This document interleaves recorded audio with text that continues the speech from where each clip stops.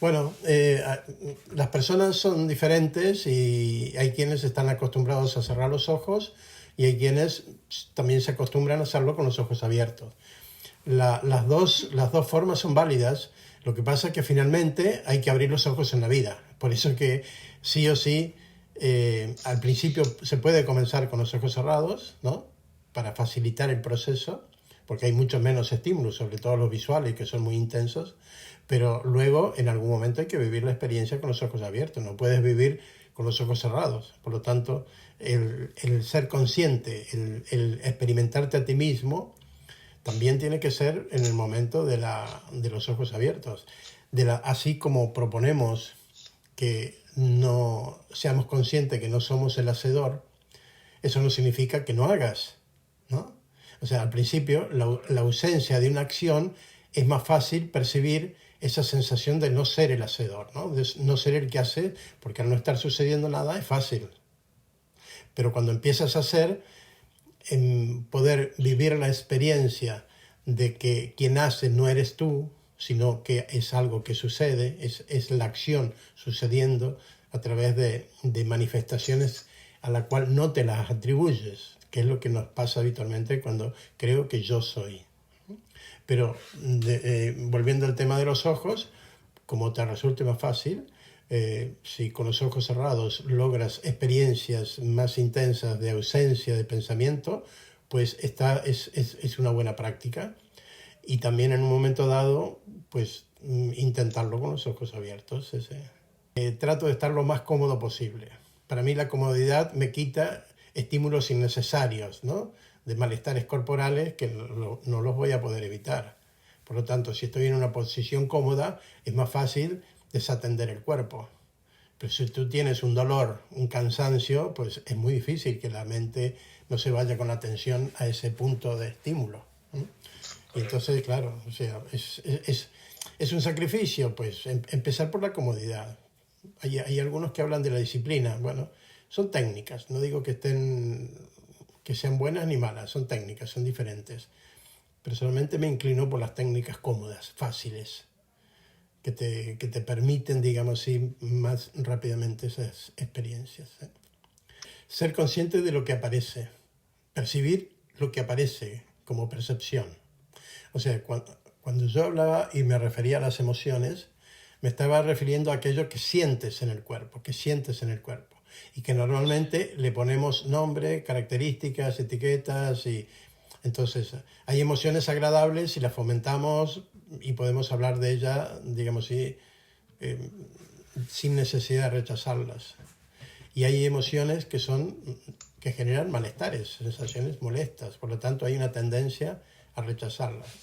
Si no las podemos rechazar, evitar, entonces aparece el mecanismo, o sea, aparece el pensamiento resolviéndolo de otro modo, es decir, justificándolo, culpándolo, echando la culpa fuera, o sea, argumentándolo, o sea, el pensamiento lo que hace es suavizar esa sensación, suavizarla. Si a mí me está pasando algo y le echo la culpa a otra, me libero de ser el responsable. Si yo me hago cargo de esa situación, pues es muy difícil ser yo el que la produzco y aparte dejar que se siga produciendo. Entonces, por ese motivo la mente, o sea, aquí hay un proceso psicológico ya de aprendizaje, de una habilidad que hemos adquirido, que desde chico nos han inculcado, ¿no? De que soy la víctima o soy el culpable. Entonces, si nos ponemos en esos roles, lo más común es que busquemos culpables, no que asumamos los papeles de víctima. El papel de víctima generalmente salvo alguna característica psicológica muy especial que tenga la persona, es el último recurso que tenemos. Siempre buscamos más la culpa afuera. Pero lo importante acá no es el proceso psicológico de la mente para ver cómo llega a esa argumentación, ¿no? De sentirse víctima o de sentirse culpable. Lo importante aquí, porque nosotros estamos ya no hablando desde la mente ni entender la mente, que es lo que se propone en la psicología. Lo que nos interesa a nosotros es percibir esa conciencia que somos más allá de esa mente, ¿no? Que argumenta, justifica, se enreda y genera todo ese proceso psicológico. que no es ni bueno ni malo, es un proceso que hemos adquirido de la misma forma que hemos adquirido el lenguaje. De pronto decir que nombramos de algunas formas algunos objetos, pues a algunos les parece raro y a otros les parecerá normal. O sea, pero no deja de ser un aprendizaje, una utilidad que tenemos. La psicología también tiene su utilidad, también tiene su utilidad. Pero nosotros estamos dando un paso más allá, ¿no?, de lo psicológico. Y en esto quiero aclarar que hay personas que critican mucho que quienes entran en el terreno de la meditación, de la espiritualidad, pasan de largo lo psicológico. Y yo creo que hay dos formas de entenderlo esto. Una es, si los problemas psicológicos no son de una complejidad que ya involucra las funciones fisiológicas del organismo, pues perfectamente podemos hacer el paso directo a la observación de la conciencia. Ahora, si tengo trastornos psicológicos muy complejos, es preferible resolver esa complejidad, ¿sí? Por ejemplo, una persona con un estado de ansiedad extrema, una persona con una depresión, no sé, con intento suicida, es muy difícil proponerle, ¿no?, una práctica meditativa. Entonces, la psicología, incluso la psicoterapia o la psiquiatría, tienen actividades importantes que hacer en esas situaciones y hacer que la persona salga de la crisis, de la situación extrema, y entonces pueda, en un momento dado, poder tener más capacidad de comprensión, de aceptación y poder realizar estas experiencias. Por eso creo que tienen razón cuando dicen que, digamos, si la situación es muy compleja, pues el aporte psicológico, psiquiátrico ayuda.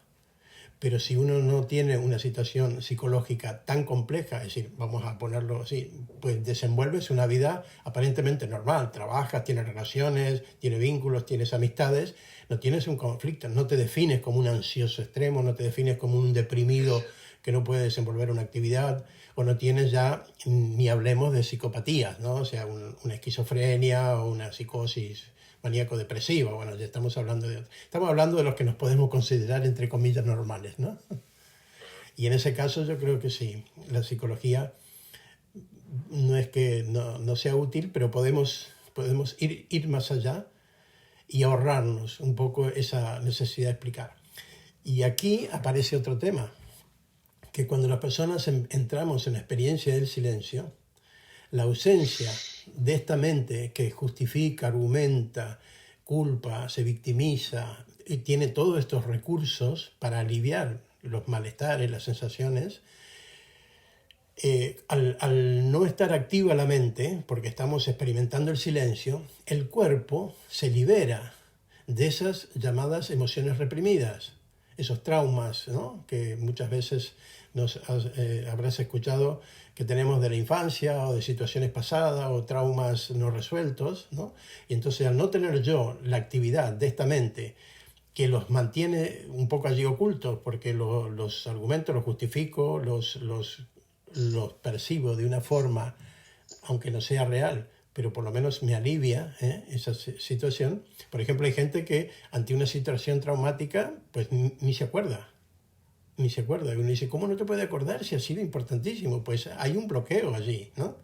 Pero la persona vive la experiencia del silencio y al no estar la mente activa, que es quien que se encargó de reprimir y generar ese bloqueo inconsciente, pues ahora aparece. Entonces dice, ¿cómo? Yo estoy haciendo una experiencia de silencio, de aquietamiento mental, y aparece esta emoción reprimida. Sí, es muy probable que aparezca esa emoción reprimida. Necesita liberarse. Y aquí está un poco asociado a esto que te comentaba la semana pasada.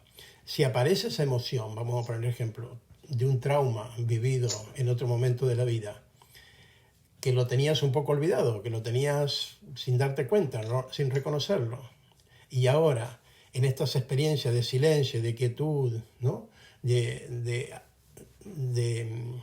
digamos así, de inactividad mental, se libera esa emoción. Es una energía que el cuerpo la va a liberar. ¿Por qué? Porque estuvo incompleta, por eso se negó y se reprimió. Ahora se manifiesta para hacer un proceso completo. ¿Cómo sería completar el proceso energético?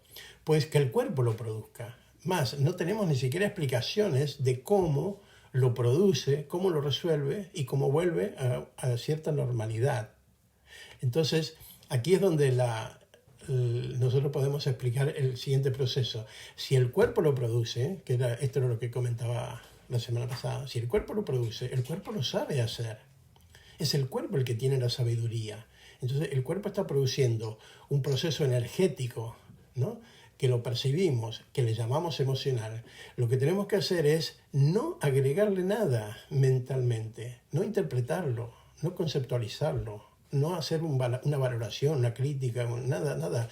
Hacer un silencio a esa experiencia, percibirla sin interferir.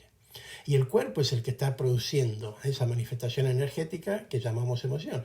Que ni siquiera la palabra emoción nos ayuda, pero bueno, como es una palabra que no le ponemos emoción ni buena ni mala, una emoción, siento eso. Puede tardar un tiempo, puede durar un periodo. El cuerpo es el que sabe en qué momento va a hacer esa manifestación energética, va a hacer esa resolución, digamos así, del proceso que estuvo reprimido, y luego se liberará. O sea, ¿cómo lo hemos logrado? Nosotros no logramos nada. Nosotros solo somos testigos, mudos testigos de la experiencia. Aparece la sensación, se manifiesta, el cuerpo la resuelve y luego se diluye y desaparece. Todo ese proceso, nosotros tenemos que ser mudos espectadores. Cuando digo mudos, sin pensar, sin nombrar. Y esa es la experiencia que no tenemos. Rápidamente siento algo y digo, ay, no me gusta, ay, no lo quiero tener, ay, ¿qué puedo hacer para evitarlo? ¿Me entiendes? Y otra vez el mecanismo del bloqueo y la posibilidad de la resolución, de completar esa experiencia energéticamente en el cuerpo se interrumpe. Por eso que vamos a tener seguramente muchas emociones reprimidas, traumas, algunos graves, otros importantes, y otros un poco intrascendentes. Va a haber de todo.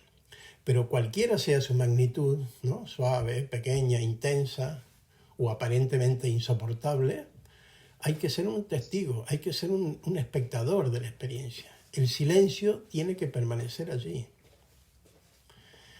Si la mente se activa, va a haber una tentación muy grande de decir esto no me gusta, no lo quiero, y si no, rápidamente pensamos, esto es por esto, por esto, por esto. ¿Por qué me habré puesto a meditar? ¿Por qué no me quedé? ¿Por qué, no sé, empezar a atribuirle causas, motivos, estrategias, para qué y demás? No. Silencio absoluto, silencio mental absoluto. La experiencia la vamos a vivir. ¿Cuál es el miedo? Pensamientos que creemos que eso no sabemos qué pasa. Entonces creemos que una situación como esa me va a llevar a una situación mucho más traumática, me va a llevar a una consecuencia de una enfermedad física, o incluso hay personas que dicen me voy a morir, ¿no? Entonces, bueno, nada de eso, todo eso son pensamientos. El cuerpo no te va a matar por una emoción, nada. El cuerpo va a manifestar la energía porque necesita resolverla. Entonces, cuando tú, ya sea la experiencia, por la emoción que sientes en este momento, causada por estímulos de este momento, como si es causada por recuerdos anteriores o causadas porque la mente no está obstruyendo esa manifestación natural del organismo, cualquiera de las tres formas en que se manifieste esa sensación corporal que le llamamos emoción, ser un testigo de ella, percibirla, y cuando uno termina comprobando que desaparece, si la emoción que estaba reprimida, manifestándose, activándose, completándose, por decirlo de alguna forma, la sensación suele ser más agradable al final del proceso. Incluso hay personas que viven traumas o reactivan traumas intensos, pasan por crisis de llanto, de desesperación, ¿no?, que le ponen, incluso poniendo esas palabras que no sería ni adecuado ponérselas, y luego sienten una sensación de alivio indescriptible. Pero esa sensación de alivio es nada más que la liberación de una energía que el cuerpo le está liberando, Incluso cuando hablamos de energías, es muy difícil para la mente conocer. Hay una tendencia muy fuerte por el ego, ¿no?, de decir, yo conozco estas energías, las llamo, son energías astrales, son energías de esto, son energías de aquello. voy a decir una palabra que no es muy adecuada, chorradas todas, chorradas todas. Lo produce el cuerpo.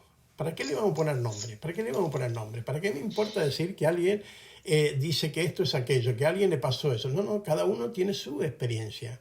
El trauma que yo viví es una experiencia únicamente mío. El cuerpo que tengo es únicamente mío. Es decir, esta experiencia no la puedo ni siquiera comparar con otras. Por lo tanto, no me sirven las estadísticas, no me sirven las investigaciones que se han hecho a otros niveles. Aunque parezcan, aunque sean parecidas, cada una es única, cada una es única. Y ahí es donde hay que animarse a ir viviéndola. Hay personas que si no han hecho estas experiencias de silenciar la mente, que es la práctica básica de la meditación, no han podido tener la experiencia todavía de tener esas emociones y observarlas, cómo se manifiestan en el cuerpo y desaparecen, se manifiestan y desaparecen. Hay personas que por ahí se cansan porque, claro, han vivido muchos mecanismos de represión. Y entonces se van liberando, se van liberando, se van liberando. Y llega un momento y dice, pero ¿hasta cuándo tengo que liberar? ¿No? Es suficiente, ¿no? Entonces yo empecé a meditar y resulta que estoy aguantando y aguantando y aguantando sensaciones que en realidad no es aguantar, ¿no? Porque la palabra aguantar ya tiene una connotación sutil de rechazo, ¿no? Cuando yo solo lo observo, no es ni bueno ni malo, es lo que es. Es como si yo miro, no sé, una silla y la miro sin pensar en la silla, ya está, es eso nada más. Ahora, yo puedo decir que incómoda, que cómoda, que bonita, que alta, que baja, que se puede decir cosas, pues no digo nada. De la misma forma que puedo tener una abstracción respecto a un pensar sobre la silla, puedo tener una abstracción que sería un silencio respecto a la sensación que produce el cuerpo, a eso que llamamos emoción. Es uno de los pasos claves, es una de las experiencias importantes que sucede después del silencio. Después del silencio. Nosotros necesitamos primero hacer el paso previo de experimentar el silencio. Cuando experimentamos y tenemos una cierta estabilización en ese silencio, al principio es agradable porque es algo que no sabíamos que podíamos hacer, sentimos esa ausencia de estímulos, ¿no? De pensamientos molestos, incómodos, de ese ruido mental, pero en algún momento puede aparecer en esa quietud, en ese silencio, como un volcán, digamos así, una energía liberada por el cuerpo porque ya no hay obstáculos en la mente que la están manteniendo retenida, ¿sí? Un obstáculo mental que retiene un trauma, una emoción, significa a mí no me importa, lo que pasó, pasó. ¿Entiendes? Sí, es un pensamiento, pero oye, eso es mental. Lo que pasó, pasó, ya no me importa, ya no me interesa. Ya me olvidé de eso. Bien, pero mientras está el pensamiento activo de ese modo, tú lo estás reprimiendo, estás como con una mano tapando que esa emoción se manifieste. Cuando deja de pensar, no hay quien la tape, no hay quien la contenga. Y entonces se puede manifestar, se puede liberar, que no es malo. Ese es el problema, no es malo. El miedo que aparece es solo una forma de rechazo muy sutil cuando todavía el pensamiento no se ha diluido totalmente. Nosotros pensamos y en el pensamiento aparece claramente el rechazo. No quiero, no me interesa, lo justifico, lo argumento.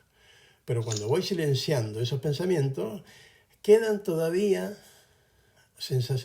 una sutileza de rechazo que es cuando yo lo defino como miedo, lo defino como inadecuado, lo defino como temeroso, lo defino como que me va a hacer mal, ¿no? Si nosotros percibimos la ausencia total de pensamientos, veremos que esa energía no me afecta como yo creo que me afecta. La puedo observar. Es algo que le pasa al cuerpo, es algo que le pasa a este organismo energético que yo creo que soy. Pero si yo estoy desde la percepción del observador, a ese observador no le pasa nada. Lo que siempre decimos, una tormenta, ¿sí? Puede ser relámpagos, trueno, pero el cielo está intacto, el cielo está observándolo, a esa tormenta que se está manifestando. Bien, a nosotros nos pasa un poco eso. Si yo percibo desde ese cielo le llamamos en nuestra experiencia silencio, desde ese silencio que soy, no pasa nada, no se afecta en nada, no se altera en nada. Al contrario, percibo que es al cuerpo al que le pasa, pero como yo no soy el cuerpo, pues que le pase al cuerpo. ¿Ya está? Que le pase al cuerpo, que le suceda al cuerpo. Pero tiene que haber una ausencia total de pensamiento. En el momento que se mete un pensamiento, por ejemplo, no va a pasar nada, ya me estoy defendiendo, ¿ves? No va a pasar nada. Yo me las aguanto todas, aunque aparezcan favorables. No, estoy hablando de un silencio total. Por eso que la experiencia del silencio es como el ABC de la meditación. Necesitamos vivir esa experiencia de un silencio, de una percepción quietud. ¿Por qué? ¿Cuál es el objetivo de esa experiencia del silencio? Descubrirme que yo soy ese silencio. No soy este cuerpo, no soy esta mente. Soy ese silencio que cuando se activa percibe esa mente, que cuando se activa percibe ese cuerpo. Pero yo soy ese silencio. Silencio, conciencia, yo. Y todos los nombres que le ponemos es lo mismo.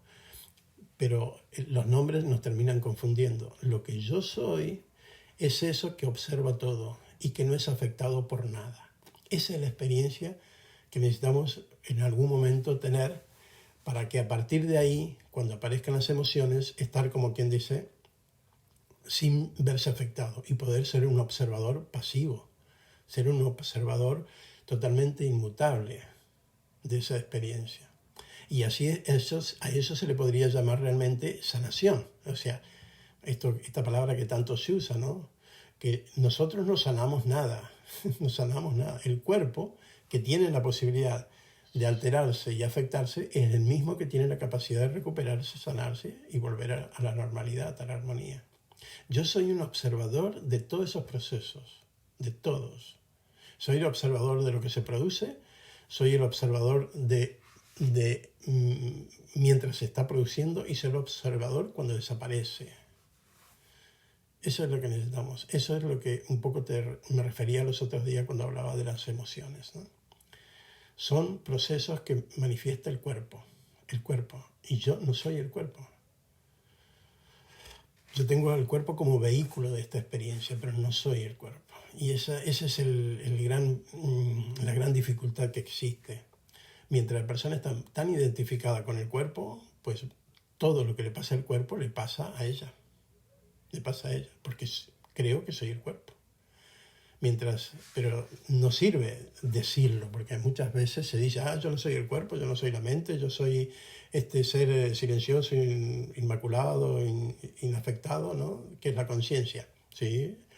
La frase está bien hecha, está bien dicha. En el momento que se activa la mente, pasas de ser el que percibe el cuerpo a percibir el cuerpo. Tú mismo lo acabas de decir. Cuando tú dices, si te golpeas, tú dices, me duele. No dices, le duele al cuerpo. ¿Entiendes? Eso se llama identificación. Cuando tú dices, ay, me duele, estoy identificado con el cuerpo. Si no estoy identificado con el cuerpo, si tengo conciencia clara y estoy viviendo esa percepción de ser el observador pasivo de la experiencia de este cuerpo, la expresión correcta sería, le está doliendo a este cuerpo. Le está doliendo a este cuerpo. Y eso ni siquiera es común, ni siquiera tenemos la tendencia a decirlo de ese modo. ¿Por qué? Porque estoy tan identificado con el cuerpo que todo lo que le pasa al cuerpo me está pasando a mí. Esto lleva implícito un riesgo, creer que uno para estar separado de ese cuerpo tiene que abandonar el cuerpo, tiene que separarse del cuerpo, y no es así. O sea, uno necesita seguir atendiendo el cuerpo, resolviendo el cuerpo, vivir con el cuerpo, expresarse a través del cuerpo y la mente, pero eso no significa que estés identificado. La única forma que tenemos de desidentificarnos del cuerpo es en el silencio.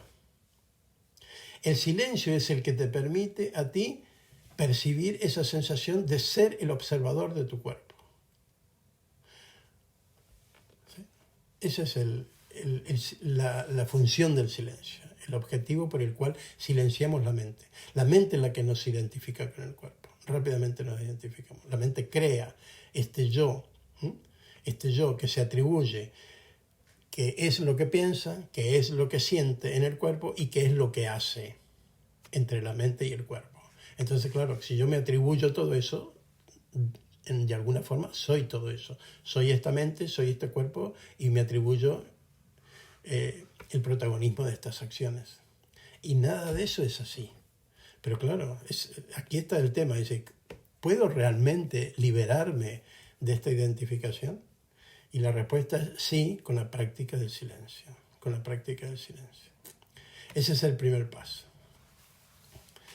Ahora, aquí hay otra que un poco lo quería comentar para hoy. Cuando hacemos ese silencio, vamos a descubrir algunas cosas que, por ejemplo, hablando desde la percepción, y nosotros decimos que, por ejemplo, no existe el tiempo, ¿no? Que el pasado y el futuro son creaciones mentales, en las cuales nosotros proyectamos mentalmente, ¿no? Algo que pasó y algo que va a pasar, pero que no existe como tal.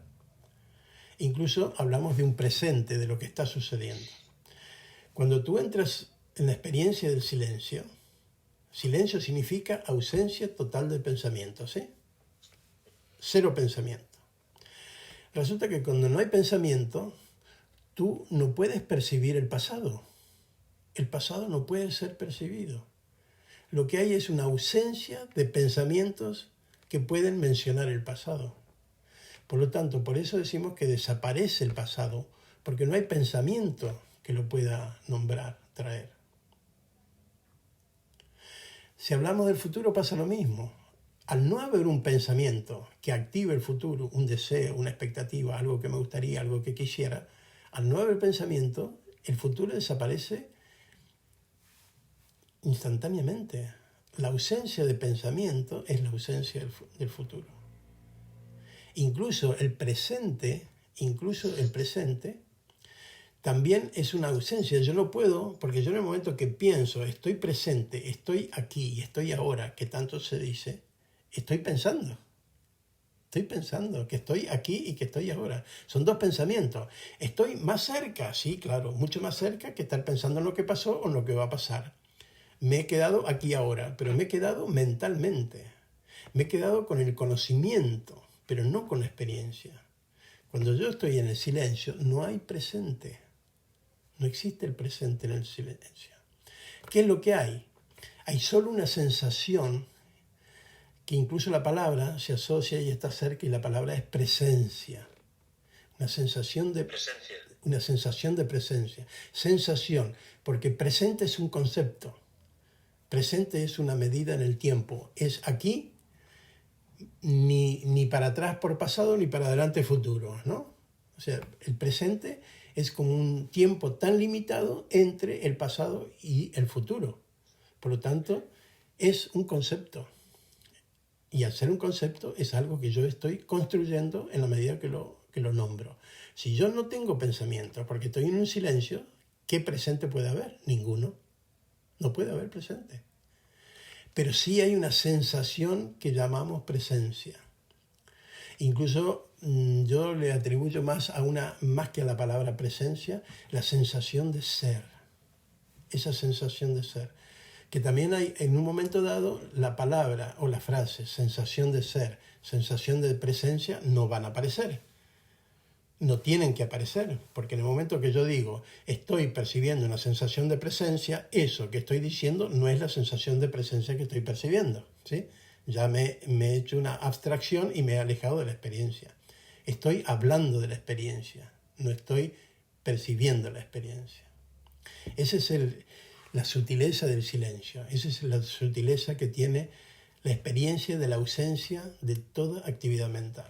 Por eso que cuando se detecta esto, muchas personas hablan de que alucinan, de que es un éxtasis, que es una experiencia increíble, de que han despertado, bueno, le atribuyen un montón de nombres.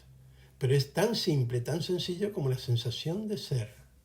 En el momento que se activa el pensamiento, la experiencia pura de esa percepción, de ese yo que realmente soy, esa conciencia, esa divinidad, esa espaciosidad, ese vacío, esa nada y todos esos nombres, en el momento que percibo eso, quedarnos en esa percepción, quitar todo pensamiento. Ni siquiera quitar pensamiento sería adecuado.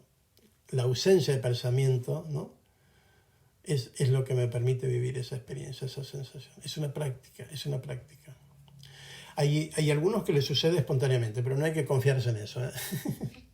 Es como decir, no trabajo más y me voy a comprar un número de lotería. Sería más o menos lo mismo. No, o sea, no serviría. Hay que vivirla, hay que practicar, hay que vivir esa experiencia del silencio y empezar por un poco progresivamente, ¿no? Progresivamente. Por ejemplo, cuando tú estás en ese silencio, descubres algunas cosas. Antes de percibir la ausencia de todo, o la presencia de todo, la ausencia de nada, que son palabras, fíjate, son como rebusques de expresiones. Yo diría que el momento en que se silencia, no hay nada que te atraiga, no hay nada que rechaces. Esa sensación de no rechazar nada, esa sensación de no desear nada, es clave, hay que detectarla, pero no diciéndolo, porque hay mucha tendencia, no rechazo nada o no deseo nada, no, quédate con la sensación, quédate con la percepción pura de esa ausencia de deseo y ausencia de rechazo, percepción pura. Antes de que nombre eso, que nombrarlo sería ausencia de deseo y ausencia de un rechazo. Bien, cuando... Es una neutralidad, ¿no? ¿Sería? Sí. Es una sensación en la cual después que nombras esa sensación, si alguien te preguntara qué sensación has percibido, diría, no he deseado nada, ni he rechazado nada, ¿entiendes? Eso es lo que dirías después de haberlo percibido. Pero en el momento que lo estás percibiendo, por efecto del silencio, porque has silenciado la mente, entonces una de las cosas que aparecen, que rápidamente uno tiende a nombrarlas y a darlas como cualidades de ese silencio, es la ausencia de deseo y la ausencia de rechazo. No hay nada que me guste ni hay nada que no me disguste. Por lo tanto, aquí empezamos con otra afirmación. La aceptación, que tanto hablamos y tanto decimos, tampoco la podemos percibir. Habíamos dicho que no podemos percibir el pasado, ¿sí? No lo podemos percibir. No podemos percibir el futuro. No lo podemos percibir si hay ausencia de pensamiento, ¿no? Obviamente, en el momento que aparece el pensamiento, aparece el concepto y la idea del futuro y la idea del pasado. Y cuando quiero acordar, me enredo en eso y creo historias y le doy una consistencia tal que parece real. Ese pasado que va a llegar y ese futuro ese pasado que pasó y ese futuro que va a llegar. Pero en ausencia de pensamiento, en esa quietud de la mente, lo que yo no puedo percibir la aceptación, no puedo percibir el presente. Muchas veces hay personas que buscan esa sensación de estar presente, de aceptar. La aceptación es un deseo, es el deseo más sutil, más cercano a la ausencia del deseo de aceptar. Por eso esa experiencia de nada, esa experiencia de silencio, esa experiencia de ausencia de pensamiento, esa ausencia de todo, es lo que nosotros necesitamos vivir, estabilizarnos, porque es la única que nos va a dar la posibilidad de tener claro aquello que somos, de desidentificarnos con el cuerpo y la mente,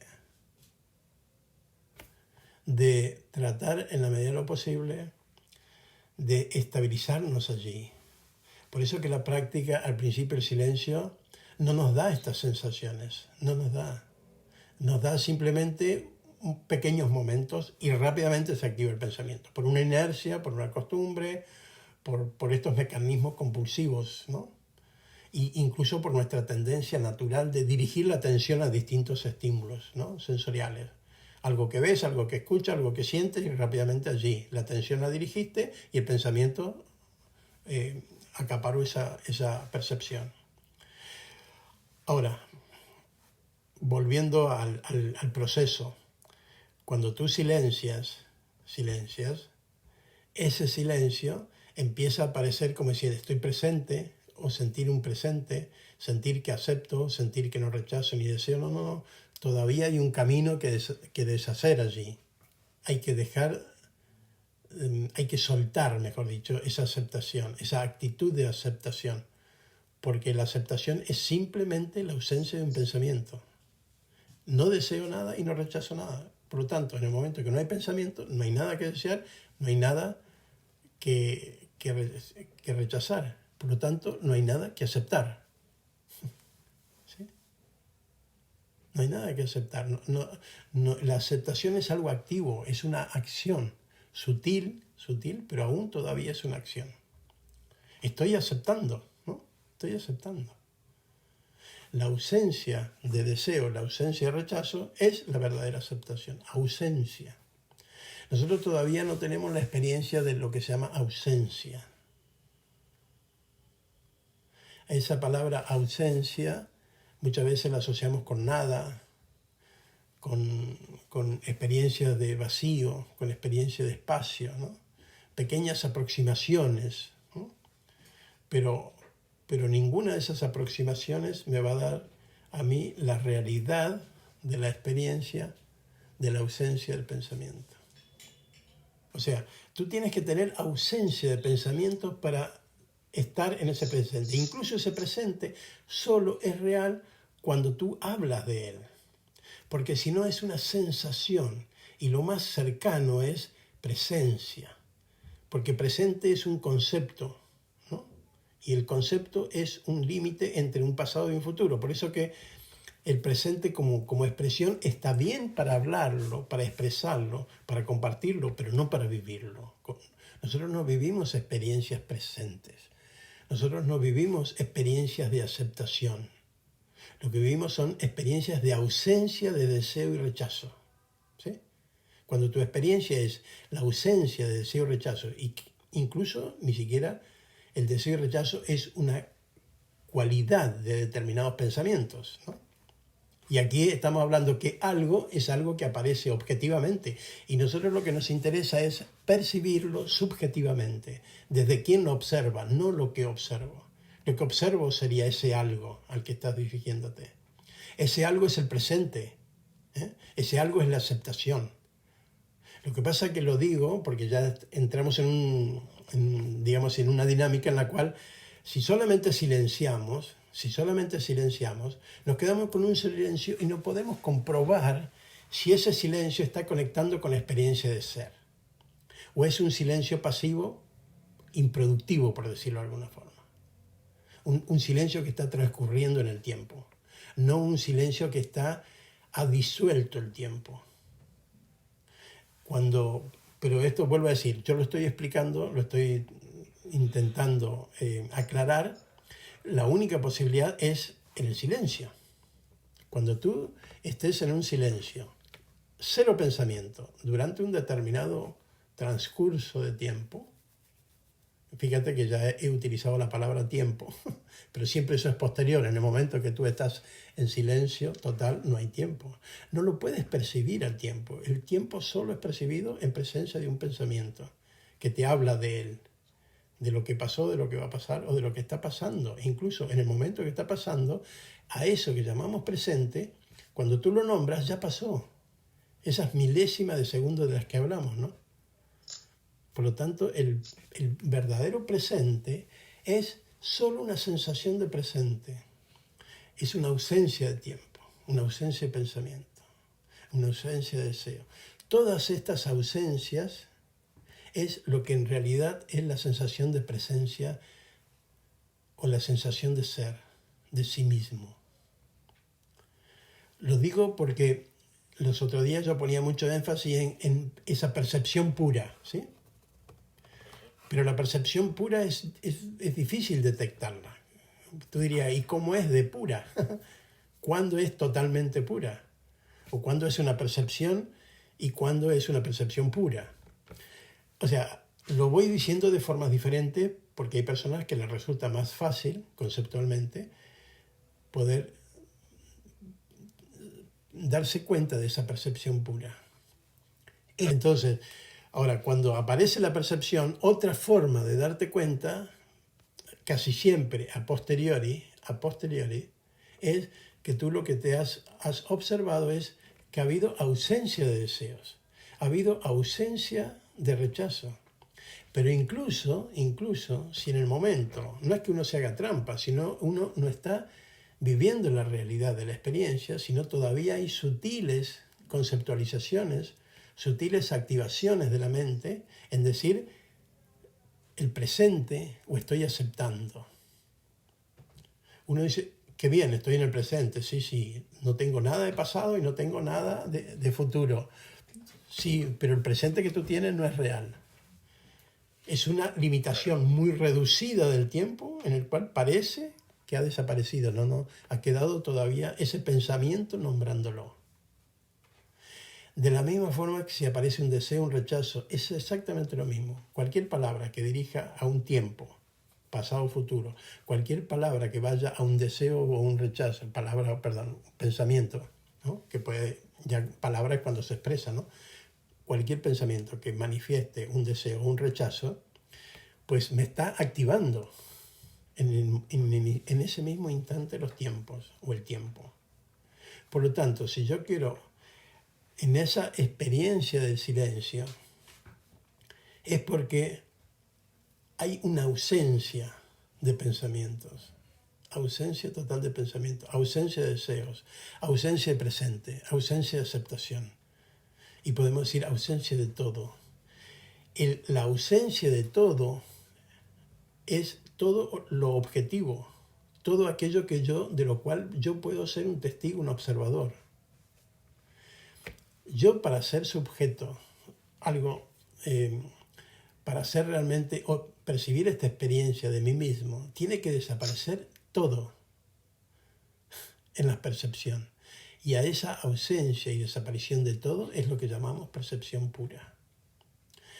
Esa percepción pura es a lo que llamamos el despertar, es a lo que llamamos el percibir de una forma ahora totalmente diferente. Porque antes, ¿por qué es diferente? Porque las percepciones que teníamos anteriormente eran inmediatamente contaminadas con el pensamiento, ¿no? El pensamiento abstraía esa percepción con un nombre, con una etiqueta, con una conceptualización, con una historia y bla, bla, aparecía todo lo demás. No podíamos quedarnos en la percepción pura. Ese es el entrenamiento que ahora estamos intentando lograr, quedarnos en la percepción pura.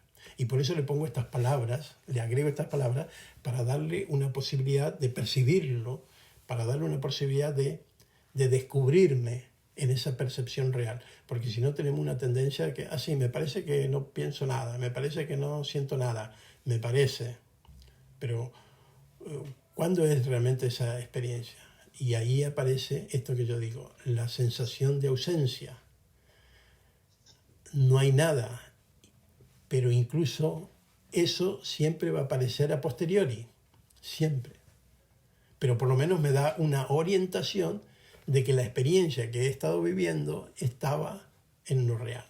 La experiencia que estaba viviendo era la experiencia de mí mismo, la experiencia del ser que soy, la experiencia, ¿no?, de aquello que no es contaminado, no es alterado. Una vez que yo he vivido esta experiencia y que puede estabilizarse, puede permanecer, entonces cuando aparece la posibilidad de observar estas emociones, de poder tener pensamientos en los cuales no me identifico ni me involucro con ellos, de tener acciones en las cuales no me atribuyo el protagonismo de la acción, sino que soy un testigo e incluso permito que se manifiesten muchas acciones, pero no me atribuyo, desaparece ese yo, ese ego. Lo que pasa es que tenemos mucha tendencia a rápidamente recaptarlo, ¿no? O sea, cuando aparece cualquier situación de inseguridad, cualquier situación en la cual no está muy estabilizada esta percepción de mí mismo, se activa el pensamiento, buscando una seguridad, buscando una explicación, buscando un argumento, buscando un concepto, una idea, algo que me vuelva a decir, quédate tranquilo porque está todo bien, ¿no? Pero tenemos esa tendencia. Por eso que esto que estoy un poco comentándote ahora es para que cuando percibas esas experiencias de silencio, puedas percibir si hay una ausencia total. No pienses si hay una ausencia, porque en el momento que actives el pensamiento ya has salido de la experiencia, ¿no? Pero sí a posteriori puedes describirla, a posteriori, y eso está bien. Porque entonces vas como autoevaluándote, vas dándote cuenta de la profundización de la experiencia, de la ausencia, ¿no?, real de pensamientos, y cuando realmente esa experiencia suceda es cuando de alguna forma te has liberado de las identificaciones del yo al cual estamos tan atrapados. ¿Sí? En cada momento hay formas previas al silencio en las cuales uno se puede ir dar cuenta y ayudando. Por ejemplo, cuando tú te das cuenta que estás deseando algo, es un darse cuenta, ¿no? Ay, estoy queriendo esto. ¿Cuándo lo quiero? ¿Ahora? No. O sea, esto lo quiero para más adelante. Me estoy acordando de algo que pasó. ¿Y esto que está sucediendo? No, es algo que no existe, que yo lo he traído con mi recuerdo, con la memoria. Empiezas a darte cuenta de cómo la mente activa y cómo te alejas mucho o casi constantemente del presente, yéndote a lo que pasó o de lo que va a pasar. Ese darse cuenta de los pensamientos, de la forma en que se activa el pensamiento, es muy útil como un entrenamiento previo para que cuando silencies no interfiera tanto esa inercia de pensamientos creadores de lo que quieres que pase y de lo que te acuerdas que ha pasado. Es una tendencia muy fuerte de la mente. Cuando tú te quedas en silencio, este presente silencioso asusta porque estamos tan acostumbrados a la creación de un futuro que me va a dar soluciones o de un pasado que me trae experiencias que no sé qué hacer en este momento de silencio presente. Por eso que al principio en las prácticas de meditación siempre se hacían digamos, en horarios, en tiempos en que la gente podía relajarse, soltar todo. Por eso que no es que nos recomienden, sino que empezar, digamos, y voy a hacer una práctica mientras voy conduciendo en autopista, pues no, no estás en condiciones de hacer una práctica de silencio conduciendo en autopista, ¿no? Pero es mejor para tener esa experiencia de ausencia total de pensamiento en un espacio quieto, silencioso, un ambiente propenso con los mínimos estímulos, y eso ayuda a la experiencia del silencio. Pero si tú quieres entrenarte, y que sería lo ideal, ¿no?, es decir, en la cotidianeidad, trata de pillarte en los momentos que estás deseando, que estás recordando, que estás alabando, que estás criticando, porque esos son los pensamientos que después interfieren en los momentos de silencio.